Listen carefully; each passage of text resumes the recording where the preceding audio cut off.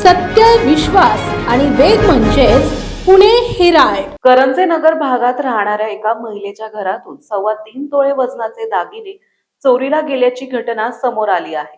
घराला कडी लावून काही वेळ खाली गेलेल्या सुप्रिया शंकर शिवले वय वर्ष 35 यांच्या घरातून अज्ञात चोरट्याने सोफ्यामध्ये ठेवलेले दागिने लंपास केले आहेत.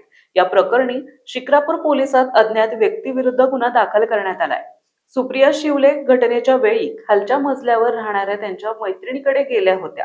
काही वेळाने सुप्रिया पुन्हा घरी आल्या आणि सोफ्यामध्ये ठेवलेले दागिने घालण्यासाठी शोधू लागल्या. मात्र तेथे ठेवलेले 3.25 तोळे वजनाचे सोन्याचे गंठण आणि कानातील टॉप्स गायब झाल्याचं त्यांच्या निदर्शनास आले. याबाबत सुप्रिया शिवले यांनी दिलेल्या फिर्यादीवरून शिक्रापूर पोलिसांनी अज्ञातावर गुन्हा नोंदवला आहे. भरवस्तीत झालेल्या या चोरीच्या घटनेमुळे परिसरात खळबळ उडाली असून पोलीस हवालदार विश्वंभर वाघमारे या प्रकरणाचा पुढील तपास करीत आहेत.